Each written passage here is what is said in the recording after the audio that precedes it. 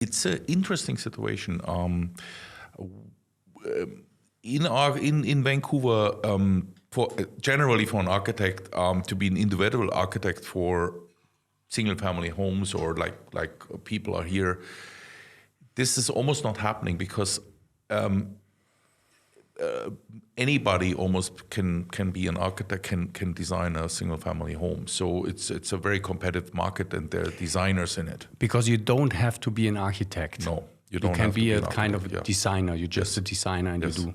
I can take a napkin and sit down in a coffee shop and design something on a napkin as long as it's to the regulations. I think now maybe these days the city will say, why don't you hire somebody who can draw that better? But theoretically, yes, you don't need one. They start introducing a bit more that you need now, or you should have some qualifications or some training. So the market is then for the architects more in the larger projects, and it's very competitive to start a new firm is very difficult. Yeah. It's more difficult than here, and mostly what happens is you become a partner in a firm, and then you take on that old name with the firm, and the older people retire, and that's how it works. Yeah. And now what is challenging for us is we have a terrible homeless and drug problem in Vancouver, even though it's one of the richest and most livable places in the world. We have a very shameful, unfortunate situation where a lot of people, I think, who get lost elsewhere in the country, they come to Vancouver because it's warm. And so we have a place in downtown, which is called the Downtown East Side, where there are a lot of desperate people there who unfortunately are dealing with drug problems. And so that is one interesting situation in Vancouver. The other situation is that we need more density in the city, but on the other hand, we don't want to change the character too much. And so there is a struggle between more denser projects and high-rise and very high-quality living areas where people can't afford anymore to live. So same situation as in Hamburg or Munich, where living space is very expensive, comparably expensive. But the city now also wants to be one of the cleanest cities in the world. Very high goals were set, in my opinion, a little bit too ambitious for the situation which was there. And so we are switching to passive house design. So we're looking a lot at what Germany is doing. Yeah. And so, which strengthens my position as well, because I'm in that. So currently we do in our office the largest private funded project in North America, which is coming close. I think it's over $2 billion now. Wow. Okay. Several towers and a huge refurbished or redesigned shopping center. Yeah.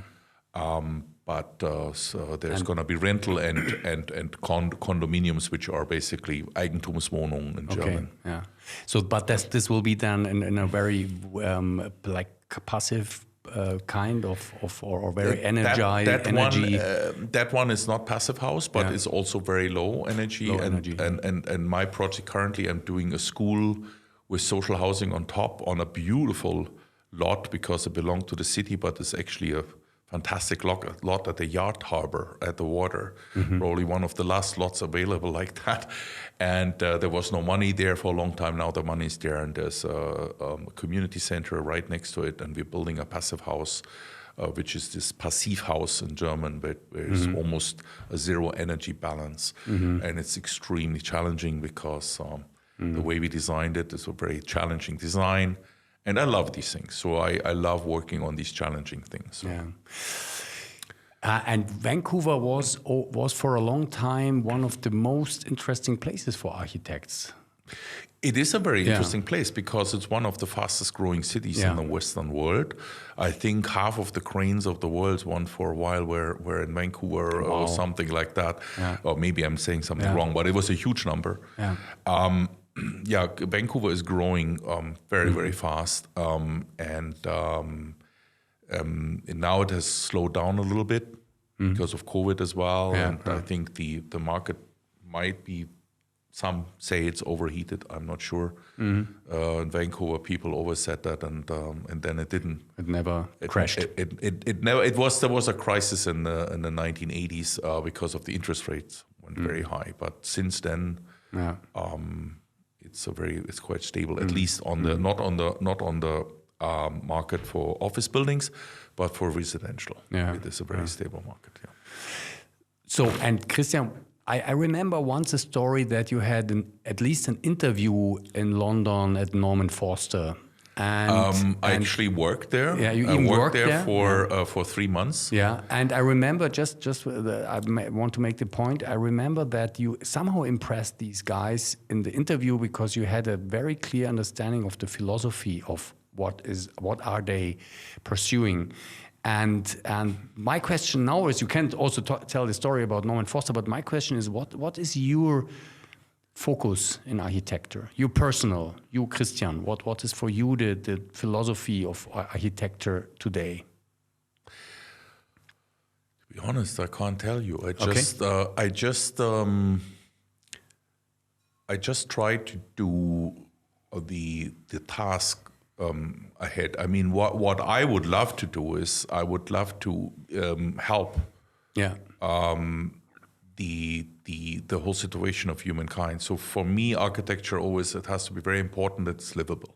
Yeah. I find that we do sometimes modern kind of architecture and then kind of more almost brutalist or very simple architecture, and forget that and forget to ask what the people really like.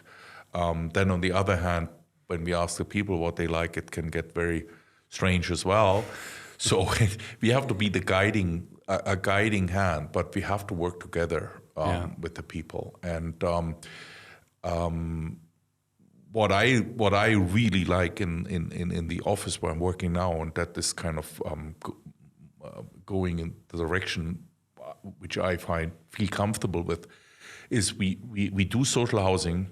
Yeah. And we see the situation of desperate people, and we're trying to create living space for them in a way that we bring them together with the developers, and we say to developers, we have a chance here to help.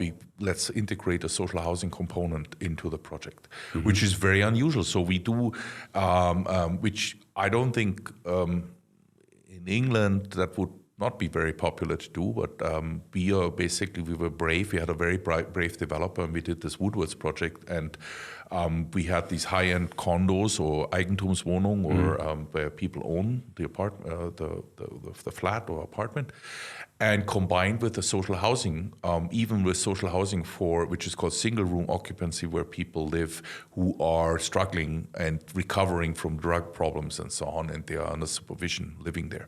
And it was all in one complex, and it was so successful that the city now integrated that into this zoning bylaw, which is zoning is basically like Flächennutzungsplan or Bebauungsplan.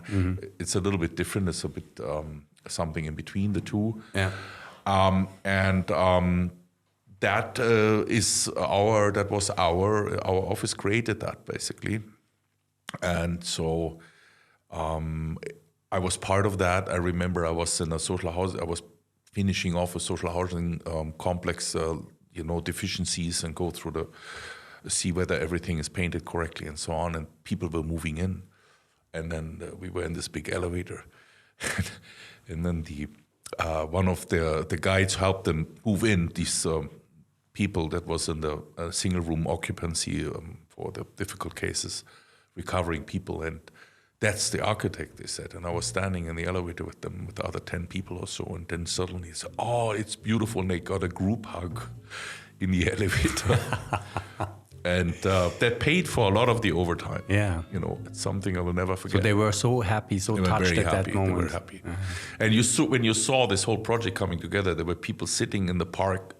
There's a park, and you can look at the construction site, and there were people sitting, and heard them talking and said, "That's what they built for us, That's for us." And so they were pointing at it, and they were, it was very touching.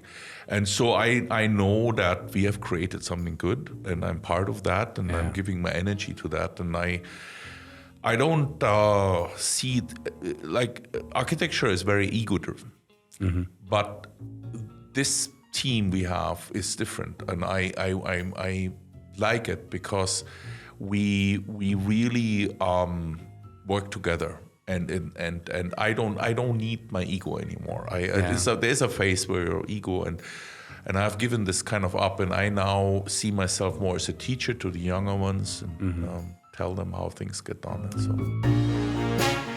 Ja, liebe Freunde zu Hause, wenn euch dieser Podcast gefällt, dann könnt ihr ihn natürlich unterstützen.